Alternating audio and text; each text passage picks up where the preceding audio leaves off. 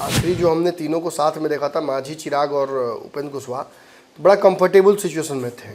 चिराग पासवान के दही चूड़ा से इन तीनों की दोस्ती शुरू हुई और वो हमने देखा कि दिल्ली में भी एक निजी कार्यक्रम में, निजी जगह पर ही तीनों की मुलाकात एक साथ हुई थी। ये तस्वीर जब वायरल हुई थी तो इससे एक परसेप्शन ये भी बना था कि भाजपा इस तरीके से तीनों का एक साथ देखकर कहीं ना कहीं हड़केगी भी। ये बहुत हैप्पी ही नहीं होगा इस तस्वीर का फीलिंग भाजपा को। तुरंत ही ये मैसेज आ गया कि नीतीश कुमार अब वापस एनडीए में आ रहे हैं और उसके बाद फिर देखा आपने कि नीतीश कुमार एनडीए में आए, जहां जीतन राम मांझी इस बात के को एक्सेप्ट कर चुके थे कि वो आ रहे हैं, वहीं बाकी दोनों आदमी थोड़ा डिनाई कर रहे थे कि नहीं आएंगे तो उनका विश्वसनीयता क्या है, ठोक बजा करके उपेंद्र कुशवाहा कहते हैं कि ठोक बजा लिखवा के ले लीजिए। पैनोरमा ग्रुप, जो सोचता है वो करता है।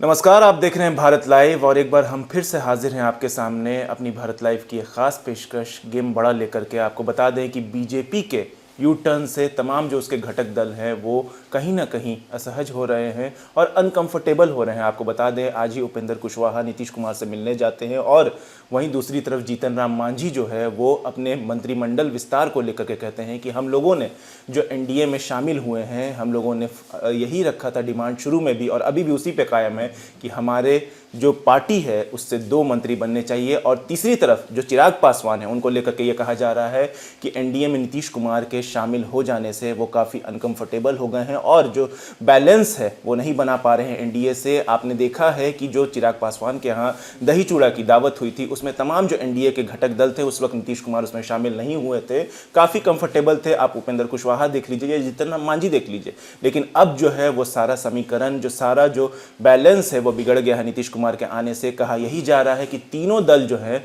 वो कहीं ना कहीं एनडीए में अनकंफर्टेबल फील कर रहे हैं। इसी मामले पर हमारे सीनियर एडिटर हैं नमन मिश्रा, उनसे जानेंगे कि आखिर ये जो मामलात हो रहे हैं ये क्यों हो रहे हैं और क्या है एनडीए का फ्यूचर। सर कैसे देखते हैं इसको, सर क्या मामला है और कैसे फ्यूचर इन लोग का जाएगा? देखिए, तीनों तो आखिरी जो हमने तीनों को साथ में देखा था, मांझी, चिराग और उपेंद्र कुशवाहा, तो बड़ा कंफर्टेबल सिचुएशन में थे। चिराग पासवान के दही चूड़ा से इन तीनों की दोस्ती शुरू हुई और वो हमने देखा कि दिल्ली में भी एक निजी कार्यक्रम में, निजी जगह पर ही तीनों की मुलाकात एक साथ हुई थी। ये तस्वीर जब वायरल हुई थी तो इससे एक परसेप्शन ये भी बना था कि भाजपा इस तरीके से तीनों का एक साथ देखकर कहीं ना कहीं हड़केगी भी। ये बहुत हैप्पी ही नहीं होगा इस तस्वीर का फीलिंग भाजपा को, क्योंकि पिछली बार चिराग पासवान को यहाँ हटा दीजिए और इसमें मुकेश सहनी को जोड़ दीजिए जी, और 2019 में चले जाइए। 2019 के चुनाव के बाद से ये तीनों एक साथ आए थे और तीनों मिलकर महागठबंधन में थे तेजस्वी के साथ, और तेजस्वी पर दबाव बनाने के लिए तीनों एक हो गए थे जी। और इसी तरीके से एक होके भी ये एक नहीं रहे और अंततः उस गठबंधन से तीनों बाहर हो गए। एक उपेंद्र कुशवाहा तीसरे मोर्चे में चले गए, मुकेश सहनी रातों रात भाजपा में वापस आए, जीतन राम मांझी नीतीश के साथ सट गए। और अगर ऐसा ही फिर से गठबंधन गठबंधन विदिन गठबंधन बन रहा था तो भाजपा बहुत सहज नहीं थी। ये कंप्लीट मैसेज हमारे पास आया था और तुरंत ही इनकी खुशी बने 2 दिन भी नहीं रही, तुरंत ही ये मैसेज आ गया कि नीतीश कुमार अब वापस एनडीए में आ रहे हैं और उसके बाद फिर देखा आपने कि नीतीश कुमार एनडीए में आए और सच्चाई है कि तीनों को असहजता एक बराबर हुई। जहां जीतन राम मांझी इस बात के को एक्सेप्ट कर चुके थे कि वो आ रहे हैं, वहीं बाकी दोनों आदमी थोड़ा डिनाई कर रहे थे कि नहीं आएंगे तो उनका विश्वसनीयता क्या है, ठोक बजा करके उपेंद्र कुशवाहा कहते हैं कि ठोक बजा लिखवा के ले लीजिए, कैसे विश्वास करेंगे, क्या करेंगे। चिराग भी यही कह रहे थे कि आने का तो बच्चा जान रहा है बिहार में कि वो आने के लिए तैयार है, लेकिन भाजपा लेगी नहीं। और भाजपा ने कहा कि तीनों से बिना पूछे जो फैसला लिया नीतीश के वापसी का, इसका मैंने अंदर दंश तो तीनों में होगा कि हम गठबंधन के सहयोगी हैं, कहते हैं कि आप हमारे इम्पोर्टेंट हमारे लिए, आप पूछे भी नहीं इतना बड़ा फैसला लेने से पहले। अरे अभी तक तो हम सब मिलकर तैयारी क्या कर रहे थे कि नीतीश को हराना है जी। अब एक बार डायरेक्टिव चेंज हो गया जी, अब साथ लड़ना, नीतीश के साथ हराना है तो नीतीश के साथ हराना तो किसको हराना है? राजद तो बिहार में वैसे भी कमजोर चल रही है। सीबीआई और ईडी का जिस तरीके से छापा पड़ा हुआ है, बिहार से लेके झारखंड तक, झारखंड से फिर चंडीगढ़ तक, सब आप देख रहे हैं, सब आपके सामने है आपके। दिल्ली में भी वही चल रहा है। निश्चित तौर पर राजद का कोर वोट बैंक जो है वही एक हथियार फिलहाल राजद के पास है, और कांग्रेस और जो लेफ्ट का गठबंधन है इसमें भी एमएलसी चुनाव और फिर जो राज्यसभा इसको लेकर बहुत पेच फंसने वाला है। सीटों का बंटवारा भी उतना आसान नहीं लग रहा है जितना आसान मतलब कल तक था ये। तो खैर हम उसके बारे में सोचने बात करने नहीं आए, हम बात करने हैं इन तीनों के बारे में जी। तो आज ये खबर की चर्चा हम इसलिए कर रहे हैं क्योंकि दो बड़ी घटनाएं हुई हैं और एक बहुत बड़ा दावा किया जा रहा है जी। सुबह मतलब कल से ही लगातार मुझे ये बताया जा रहा है, और सुबह तो मतलब समझ लिए कि बहुत एक समय में करीबी चिराग पासवान के रहे व्यक्ति ने ये दावा किया है कि उनकी तेजस्वी यादव से बातचीत हो रही है लगातार जी। जबकि इस बात का दावा चिराग पासवान ने बहुत बार मेरे सामने भी किया है कि वो ऐसी गलती नहीं करेंगे, वो एनडीए नहीं छोड़ेंगे, और छोड़ते भी हैं तो किसी परिस्थिति में छोड़ना पड़ा तो वो तेजस्वी के साथ नहीं जाएंगे। दूसरी बात, जीतन राम मांझी और उपेंद्र कुशवाहा ने आज ऐसा किया है जिसकी वजह से हमें ये खबर करनी पड़ रही है जी। जहाँ एक तरफ उपेंद्र कुशवाहा ने सारी दुश्मनी भुलाकर जी। आज नीतीश कुमार से मुलाकात की है। मुलाकात के बाद उनसे पूछा भी गया कि क्या सब दुश्मनी खत्म हो गई। तो जो आपके इंटरव्यू में जिस दिन सरकार पलटने वाली थी उस दिन उपेंद्र कुशवाहा ये कह रहे थे कि लिखवा कर लेना चाहिए, उसके बाद उनको वापस लेना चाहिए, वो आज ये कह रहे हैं कि नहीं आ गए तो ठीक है, अब हमारा कुनबा बड़ा हो गया, मजबूत हो गया। और दूसरी तरफ ये उनसे पूछा गया कि क्या आप जदयू में आ गए हैं, अब जदयू में आएगा, तो उन्होंने कहा कि अब ये संभव नहीं है। हालांकि ये सब देखिए कहने की बातें हैं, नीतीश कुमार भी बहुत कुछ कहते, अब हम मर जाना कबूल करेंगे लेकिन साथ नहीं जाएंगे। आप ये फालतू का बोगस बात है, ये सब प्रोपेगेंडा है, इसमें मत पड़िए। जी जी। और देखिए आज प्रोपेगेंडा सही हो गया जी। बिहार में सबसे सस्ता कौन? पत्रकार। जी। विश्लेषण कीजिए, सही भी हो, ये कोई इज्जत देने वाला नहीं है, कोई पूछने वाला नहीं है। नीतीश कुमार के चाल पर हर चाल को हमने पकड़ा जी। क्या हो गया? दर्शकों को बता पाए, उसमें भी 60% विश्वास नहीं किया, 40% विश्वास किया, और जो विश्वास किया वो करा रहे हैं बहुत बड़े पत्रकार हैं, आप बिहार में सीमित रह जाए जीवन भर। यही होता है बिहार की राजनीति में। लेकिन चलिए राजनीतिज्ञों के चाल चरित्र को समझने की हम कोशिश करते हैं, और ये खबर हम इसलिए कर रहे हैं क्योंकि जहाँ एक तरफ ये उपेंद्र कुशवाहा ने किया है, वही दूसरी तरफ मांझी ने थोड़ी देर पहले बयान दिया है जिसमें उन्होंने कहा है कुछ बातें वो समझनी चाहिए जी। एक कि उन्हें जो सीएम का ऑफर है, जो दावा हमने किया था, वो मिला था राहुल गांधी से, महागठबंधन से, और उसके बावजूद वो वहां नहीं गए। दूसरा, उन्होंने अपने विधायक का नाम प्रपोज किया कि उनको बिहार सरकार में मंत्री बनाना चाहिए, एक और विभाग मिलना चाहिए। उन्होंने ये भी कहा कि जो निर्दलीय विधायक है सुमित सिंह, उनको चॉइस का मंत्रालय दिया जाएगा, हमें नहीं दिया जा रहा है, ये भी अन्याय है। और वो ये भी कह रहे हैं कि अगर 2 मंत्रालय हमें नहीं मिलता जैसा कि हमारी मांग थी तो ये हमारे साथ एक बहुत बड़ा अन्याय होगा। लेकिन इतना कहने के बाद उन्होंने कहा कि मेरी बात नीतीश कुमार, अमित शाह और नित्यानंद राय से हुई है, मैं पद और प्रतिष्ठा के लालच में कहीं और नहीं जाऊंगा, मैं एनडीए का ही हिस्सा रहूंगा, हाँ अन्याय जरूर हमारे साथ होगा। ये बात जीतन राम मांझी बहुत सहजता से आज भी कहे हैं, और पूर्व में भी जब वो नीतीश कुमार साथ तभी उन्होंने कहा था एक बार कि हमको तो दोनों गठबंधनों ने ठगा है, हमको तो मुख्यमंत्री बनने का मन था लेकिन नीतीश जी हमको हटा दिए। ये सारी बातें एक तरह से राजनीतिक रूप से उनका दबाव डालने का तरीका भी है।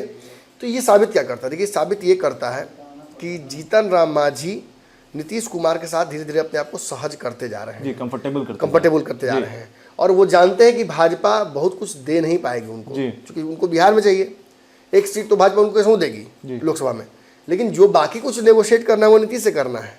इसलिए नीतीश का नाम उन्होंने लिया कि नीतीश से बात हो गई है, और आप फिर नीतीश कुमार के साथ उनको एलाई बनाते हुए अब गठबंधन विदिन गठबंधन करते हुए देखिएगा, तो वो ज़्यादा चांस है कि उनको दूसरा मंत्रिमंडल में अगर जगह चाहिए तो वो नीतीश ही देंगे। तीसरी बात, उपेंद्र कुशवाहा भी आज गए अगर मुलाकात करने तो इसके पीछे एक बहुत बड़ा कारण वो है जो हमने परसों पंचनामा विश्लेषण में कहा था कि एनडीए में सीटों का समझौता 18 और 4 का होगा, 18 भाजपा, 18 जदयू, और बाकी बचा जो 4 सीट है उस पर चिराग पासवान। तो चिराग पासवान तो सेट है साइड, अगर 4 की जगह उनको 10 सीटें चाहिए तो आपको भी पता है कि उनको करना क्या है।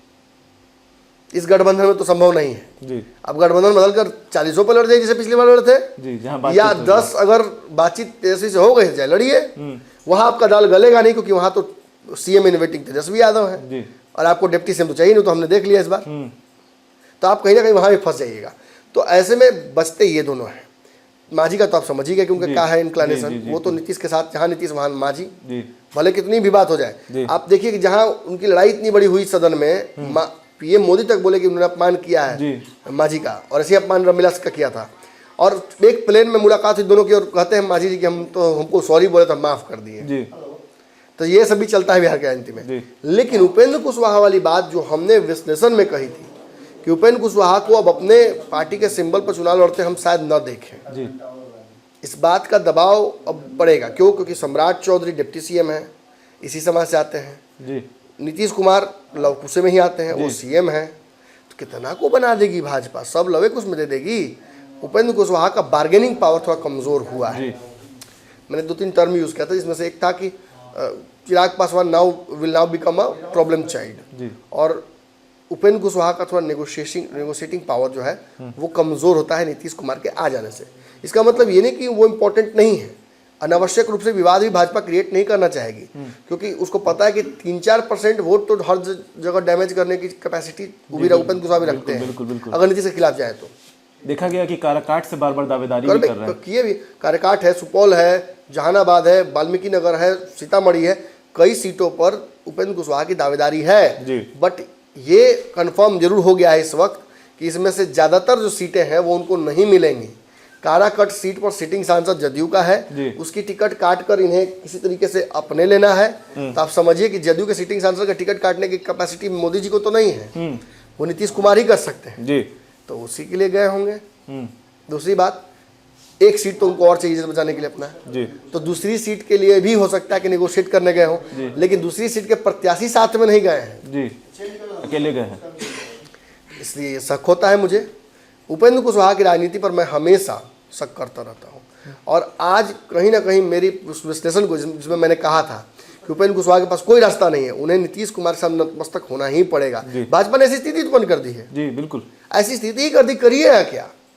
और ऐसे में मान लीजिए इस तरह का है कि कोई मान लीजिए लड़की रिजेक्ट कर देती है कि भाई हम आपसे शादी नहीं करेंगे, अब बाबूजी उठ के उसी लड़के से लड़का सेट कर दिए शादी, तो आप क्या कीजिएगा? अब तो जयमाला करना ही ना पड़ेगा। वही हाल हो गया। हम भले एग्जाम्पल बहुत हल्का दिए हो, लेकिन सच्चाई यही कि this is the situation currently जो नीतीश कुमार और उपेंद्र कुशवाहा के बीच दिखी। सहजता तो धीरे धीरे आ जाएगी।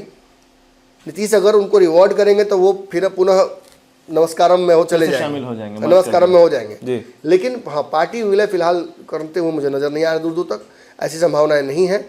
उपेंद्र कुशवाहा की पार्टी का भी काम लगभग कंप्लीट हो चुका है। उम्मीद है कि चुनाव तक उनको सिंबल मिल जाएगा। तो वैसी स्थिति में जो दावा हमने किया था कि एक हो सकता है कि उपेंद्र कुशवाहा जदयू के टिकट पर लड़ जाए, और दूसरा उनको नीतीश कुमार से या भाजपा से सीट मिल जाए, तो फिलहाल यही होता दिख रहा है। हाँ, एक बात जरूर है कि इस पूरे नेगोशिएशन में अब बड़ा समस्या ये है कि चिराग पासवान आपको नीतीश कुमार के सामने इस स्थिति में तो नजर नहीं आएंगे। देखा गया है सर कि चिराग पासवान ने जैसे एनडीए गठबंधन बना और नीतीश कुमार एनडीए में आए, तो चिराग पासवान ने उनकी नीतियों को लेकर के सवाल फिर भी खड़ा किया कि अगर नीतीश कुमार की नीतियां सही नहीं होगी तो हम फिर भी सवाल करेंगे। क्या लग रहा है कहीं पे मतलब कि मेंटालिटी की जो है अभी भी डिफरेंसेस बाकी है? देखिए, भाजपा ने यही डिफरेंस सॉर्ट करने के लिए चिराग पासवान को इस सरकार का हिस्सा बनाने की तैयारी की थी जी। चूंकि चिराग पासवान के पास एक भी विधायक और मंत्री नहीं है, तो इसकी स्थिति में तो चिराग पासवान को ही सरकार का हिस्सा बनना पड़ेगा ना जी। और भाजपा ने चूंकि मंत्री तो बनेंगे नहीं चिराग पासवान बिहार में जी। तो उनको डिप्टी सीएम का ऑफर इसीलिए दिया गया था क्योंकि सीएम का कुर्सी तो पहले ही दे जा चुका नीतीश कुमार को नेगोशिएशन में जी। तो ये ऑफर भाजपा ने दिया था। अब जिसका जितना बेमत भाई, अब गए हैं, आप सुदामा के पास तो चावल न देंगे कि आपको बासमती राइस खिलाएंगे, पुलाव, जो जिसकी कैपेसिटी उतना ही ना देगा। तो भाजपा ने इनको ऑफर किया कि लीजिए भाई, आपको हम ये देते हैं। अब आपने ठुकरा दिया तो मतलब इसका क्या है? आप एक लंबी लड़ाई नीतीश कुमार के लिए आप लड़ने की तैयारी कर रहे हैं। फिलहाल मैं कंफर्म दावे के साथ कहता हूँ, कुछ चीज़ें मैं कहता हूँ तो होती ही हैं, इसलिए क्योंकि मुझे पता है उनकी मनोस्थिति। फिलहाल वो तेजस्वी यादव के साथ नहीं जाएंगे, लेकिन फ्यूचर पॉसिबिलिटीज़ ये कहती हैं कि एनडीए ने जहाँ नीतीश कुमार से पुनः दोस्ती कर ली, वहीं चिराग पासवान इस दोस्ती से बहुत सहज नहीं है। उपेंद्र कुशवाहा ने आज फाइनली सरेंडर कर दिया है, जीतन राम मांझी ऑलरेडी सरेंडर कर चुके हैं। तो अब एक ही प्रॉब्लम चाइल्ड जिसकी मैंने बात की थी चिराग पासवान है। और भाजपा अगर चिराग पासवान, देखिए भाजपा चिराग पासवान की माता को राज्यसभा भेज दे, मंत्री केंद्र में बना दे, बिहार में सीटें जो मांग रहे हैं वो दे दे, चिराग पासवान कोई समस्या खड़ी नहीं करेंगे। लेकिन इसमें से एक भी गड़बड़ाएगा, उसमें हाजीपुर की सीट भी जी बिल्कुल। पारस भी दावा कर रहे हैं कि हम खूंटा ठोक करके नीतीश के आंसर पारस मजबूत हो गए हैं जी बिल्कुल। तो ये समझ लिया कि अगर इसमें से एक भी शर्त पूरी नहीं हुई गड़बड़ाती है जी। तो इति श्री रेवाखंड है। तो जैसा कि आपने सुना कि हमारे सीनियर एडिटर सारी मामलों को जो है वो बारीकी के साथ बता रहे थे कि मांझी हैं, चिराग हैं और उपेंद्र कुशवाहा हैं, तीनों जो है वो एनडीए के लिए कहीं ना कहीं जो है वो मुश्किलें जो है वो बढ़ा रहे हैं। लेकिन इसमें सबसे बड़ी बात यह है कि मांझी जो है वो एक तरफ नीतीश कुमार के साथ जो है पूरी तरीके से आ गए हैं, दूसरी तरफ उपेंद्र कुशवाहा भी आज जा करके नीतीश कुमार के सामने सर तस्लीम हो गए हैं और उन्होंने नीतीश कुमार की लगभग शर्तों को मान लिया है। और तीसरी तरफ अब जो सवाल खड़ा हो रहा है एनडीए में, वो सबसे बड़ा सवाल चिराग पासवान को लेकर के कि क्या वो अभी भी नीतीश कुमार को लेकर के अनकंफर्टेबल हैं और उनकी शर्तों पे राजी नहीं है। आपको मालूम है कि एनडीए ने तमाम जो उसके घटक दल हैं उनको साथ ला करके ही नीतीश कुमार को शामिल किया है और कहीं ना कहीं नीतीश कुमार जो कल तक इन लोग के अपोजिशन में थे, नीतीश कुमार को हराना था, आज इन लोगों को इनके साथ ही नीतीश कुमार के साथ मिल करके लड़ना है आने वाला चुनाव। अब देखना यह है कि बीजेपी इन तमाम मामलों को जो है वो कैसे हल करती है। ऐसे ही बने रहिए हमारे चैनल के साथ। शुक्रिया। पनोरमा ग्रुप, जो सोचता है वो करता है। अगर ये वीडियो पसंद आई और वह बिहार के राजनीति और बिहारियत से सरोकार रखेनी तो सब्सक्राइब बटन दबा के चैनल के सब्सक्राइब कर ली। ओजे एगो घंटी बा, ओकरा बटन दबा देला से कुल सटीक और मारक खबर रुआ मुफ्त में मिल जाई। अगर रुआ पत्रकारिता के हमनी के नया प्रयोग में सहयोग कर चाहतानी तो ज्वाइन बटन दबा दी। पेटीएम नंबर नोट कर ली 9386816700। धन्यवाद।